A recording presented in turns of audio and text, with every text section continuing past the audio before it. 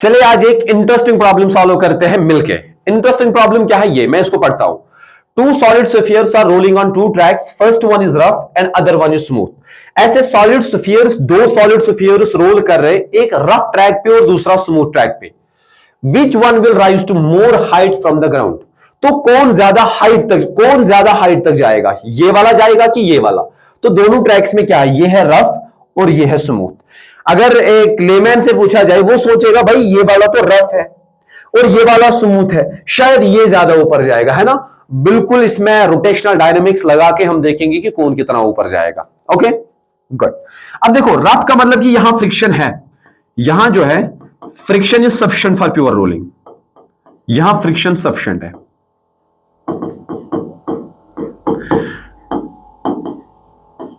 For pure rolling.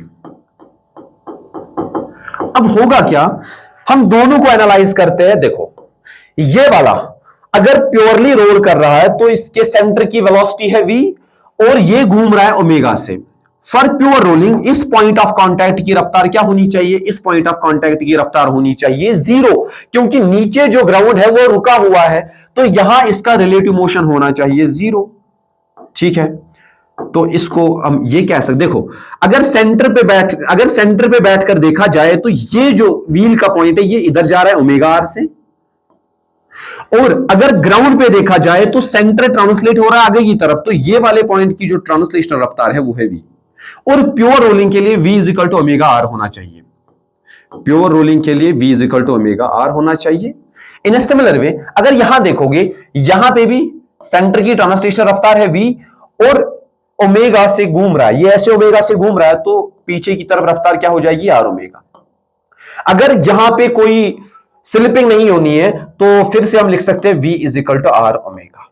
अब देखो यहां पे फ्रिक्शन नहीं है, फ्रिक्शन का मतलब होता है अगर आपको प्योर रोलिंग करानी है, फ्रिक्शन जो है वो खुश रहना चाहिए। जो फ्रिक्शन चाहता है कि स्लिपिंग ना हो। अगर स्लिपिंग खुद ब खुद नहीं हो रही तो फ्रिक्शन की नीड क्या है इस टाइम पे, यहां फ्रिक्शन की जो नीड है वो है 0।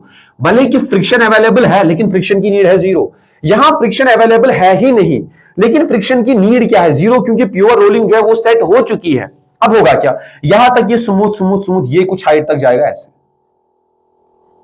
और ये वाला जो है लेट्स सपोज ये भी किसी हाइट तक गया ऐसे। तो हमें बताना है, बताओ ये वाली हाइट है h1, दिस इज h1, और ये वाली हाइट है h2। तो हमें दोनों हाइट निकालनी है। अब इसमें देखो बच्चे, क्या एनर्जी कंजर्वेशन प्रिंसिपल लगा सकते हैं? यहां से लेकर यहां तक एनर्जी कंजर्वेशन प्रिंसिपल इसीलिए लगा सकते हैं क्योंकि यहां जो फ्रिक्शन लगा वो स्टैटिक फ्रिक्शन लगा, और स्टैटिक फ्रिक्शन का वर्क डन क्या होता है, 0 होता है, क्योंकि ये पॉइंट ऑफ कांटेक्ट जो है ये मूव करता ही नहीं है, क्योंकि ये इंस्टेंटेनियस रेस्ट में होता है। अब मैं और एक चीज आपको बताऊंगा, मान लेते कि बीच वाली कहानी, तो सेंटर की रफ्तार कुछ हुई होगी v डैश, सेंटर की रफ्तार कुछ v डैश हुई, लेकिन mg इधर लगा, mg का एक कंपोनेंट इधर लगा, अरे साइन थीटा वाला कंपोनेंट किधर लगा, इधर, तो उसने इस वेलोसिटी को कम किया। अगर इस वेलोसिटी को कम किया लेकिन फ्रिक्शन जो है वो सफिशिएंट है प्योर रोलिंग के लिए, अगर फ्रिक्शन सफिशिएंट है प्योर रोलिंग के लिए, तो मुझे बताओ ये आर ओमेगा, लेट्स सपोज क्या ओमेगा हो गया ओमेगा डैश, तो आर ओमेगा डैश, तो यहां हो गया वी डैश। अब ये भाई v डैश किससे कम होगा, v से कम होगा। अगर v डैश v से कम होगा तो इस ओमेगा को किसी ने घटाया होगा, सीधी सी बात है। ओमेगा को कौन घटाएगा, ओमेगा को अगर घटाएगा, ओमेगा को घटा सकता है फ्रिक्शन इधर, तो ओमेगा को अगर घटाएगा दैट इज फ्रिक्शन। तो इस केस में फ्रिक्शन कहां लगा, ऊपर। हाँ ये बिल्कुल सही है, इस केस में फ्रिक्शन कहां लगा, ऊपर, क्योंकि देखो ये पहिया ऐसे घूम रहा है ऐसे, तो जो नीचे पॉइंट ऑफ कांटेक्ट है उसकी जो रोटेशनल वेलोसिटी है वो तो आर ओमेगा पीछे की तरफ है। अगर प्योर रोलिंग मेंटेन रखनी है, अगर प्योर रोलिंग बरकरार रखनी है तो आर ओमेगा को कम करना होगा। क्यों, क्योंकि ये जो सेंटर की ट्रांसलेशनल वेलोसिटी है वो कम हुई because of this mg sin theta component जो इधर लगेगा इसके। तो फिर फ्रिक्शन अगर आर ओमेगा को कम करेगा तो फ्रिक्शन किधर लगना चाहिए, ऊपर की तरफ लगना चाहिए। अल्टीमेटली होगा क्या, देखो ये घट रहा है, ये v जो है ना ये घट रहा है, तो टॉप मोस्ट पॉइंट पे v क्या हुआ होगा, v हुआ होगा 0। अब v हुआ 0, फाइनल वेलोसिटी हुई 0, तो रोटेशनल स्पीड क्या हुई होगी, रोटेशनल स्पीड भी हुई 0, क्योंकि फ्रिक्शन इसको थ्रो आउट क्या कराएगा, प्योर रोलिंग कराएगा, क्योंकि ये स्फीयर पहले प्योर रोलिंग में था तो फाइनली भी प्योर रोलिंग में होगा। अब इधर देखो, इधर तो मैं समझता हूं यहां तक प्योर रोलिंग है, लेकिन जब बीच में सिचुएशन देख लेता हूं, इधर सिर्फ मान लेते हैं कि mg का एक कंपोनेंट लगा mg साइन थीटा। जो mg साइन थीटा लगा उसने किसको घटाया, जो इसकी लीनियर वेलोसिटी है वो है मान लेते v डैश। v डैश तो कम हुआ बिकॉज mg का एक कंपोनेंट उसको कम कर रहा है, लेकिन इस r ओमेगा को कौन कम करेगा, ये जो r ओमेगा है ऐसे घूमने की रफ्तार, इस r ओमेगा को अगर कम करता वो करता फ्रिक्शन, लेकिन फ्रिक्शन तो है ही नहीं भाई। अगर फ्रिक्शन है ही नहीं तो टॉप मोस्ट पॉइंट पे होगा क्या, ये वाली वेलोसिटी जीरो हो जाएगी, लेकिन ये अभी भी घूमता ही रहेगा। This is the difference between this rough track and smooth track. तो स्मूथ ट्रैक पे अगर देखा जाए टॉप मोस्ट पॉइंट पे स्फीयर ऐसे ऐसे गोल गोल घूमता रहेगा, लेकिन इस केस में ये रुका हुआ होगा। अब देखो इसमें जो फोर्सेस लगे, यहां लगा mg, यहां लगा नॉर्मल, तो दोनों बराबर। उसके बाद अगर यहां देखोगे नॉर्मल और mg वो दोनों कंजर्वेटिव फोर्सेस।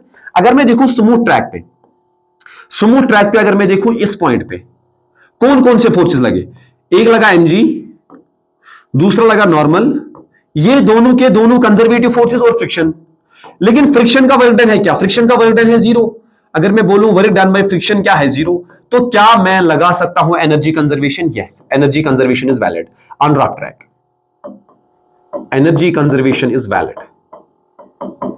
लेकिन अगर इसमें देखो, इसमें तो बिल्कुल वैलिड है क्योंकि mg लगा नीचे ऐसे और नॉर्मल लगा इधर, फ्रिक्शन तो है ही नहीं, तो यहां भी एनर्जी कंजर्वेशन लगा सकते हैं, यहां भी एनर्जी कंजर्वेशन लगा सकते हैं। अब हम देखते हैं पहले वाले केस में, फॉर केस नंबर फर्स्ट, यहां पे टोटल एनर्जी क्या है 1/2, इसका मास है mv स्क्वायर प्लस इसकी rotational kinetic energy 1/2 I omega square is equal, जब ये किसी हाइट पे पहुंचा रुक गया उधर, तो लिखा जाएगा mgh1। वो सारी की सारी किस में कन्वर्ट हुई होगी, पोटेंशियल एनर्जी में।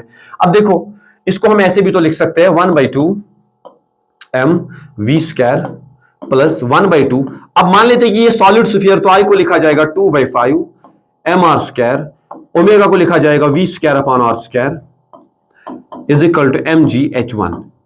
तो यहां से जो आंसर आया वो आया 1/2 mv स्क्वायर बाहर, तो अंदर बचा 1 plus 2/5 is equal to mgh1। देखो मास और मास कैंसल, तो ये बना 5 7/10 v square upon g is the h1, तो ये h1 मिला हमें। अब दूसरे केस में देखो, दूसरे केस में जब देखोगे वहां भी करना होगा यही for smooth track, for smooth track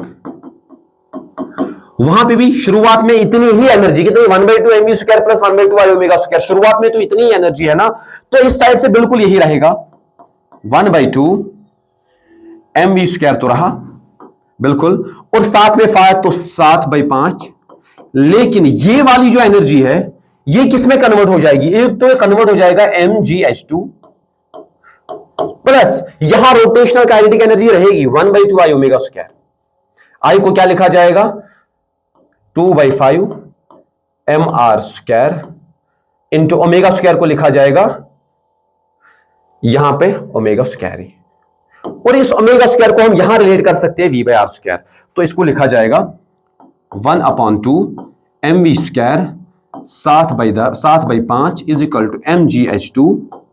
और देखो ये वाला ओमेगा, यहां ये वाला ओमेगा तब था जब ये इनिशियली प्योर रोलिंग में था, अभी भी वो ओमेगा है, लेकिन ओमेगा है किसके बराबर, ओमेगा तो भाई v/r तो लिख सकते हो, तो ये बन जाएगा 1/2 2/5, बिल्कुल ओमेगा बन जाएगा v square by r square, r square और r स्क्वायर कैंसिल, तो ये बन जाएगा mv स्क्वायर, है ना।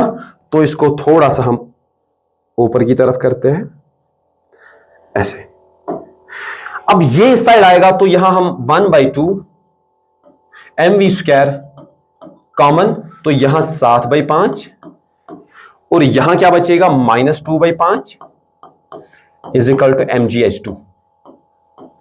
इंप्लाइज यहां से जो h2 की वैल्यू आई, h2 की वैल्यू जो बच्चे आई, देखो m और m कैंसल, तो ये बन जाएगा 1/2 7 5 are 35 5 2 are 10 तो 25 7 5 are 35 5 2 are 10 तो 25 अपॉन 25,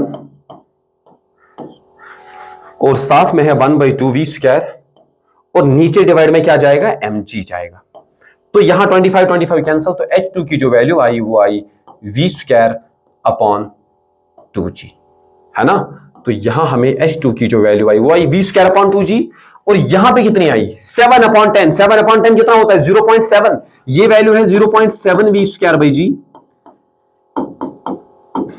और भाई जो H2 की वैल्यू आई वो कितनी आई, वो आई 0.5 v²/g। अब देखो कौन सी हाइट ज्यादा, पहली वाली हाइट ज्यादा, तो जहां फ्रिक्शन लगा वहां ये स्फीयर ज्यादा हाइट तक जाएगा, और जहां फ्रिक्शन नहीं है वहां ये स्फीयर ज्यादा हाइट तक नहीं जाएगा। इसीलिए ये इंटरेस्टिंग प्रॉब्लम है। इसका रीजन ये है कि यहां फ्रिक्शन प्योर रोलिंग को सपोर्ट करता है, इसलिए वो ऊपर की तरफ लगा। तो हमने इसमें एनर्जी कंजर्वेशन देखा, हमने स्लिपिंग प्योर रोलिंग की कंडीशन क्या होती है वो सारा देखा। तो इसलिए कॉन्सेप्ट को भी देखो और क्या अप्रोच रहा है उसको भी देखो। मिलते हैं अगले वाले शॉट में। Thank you.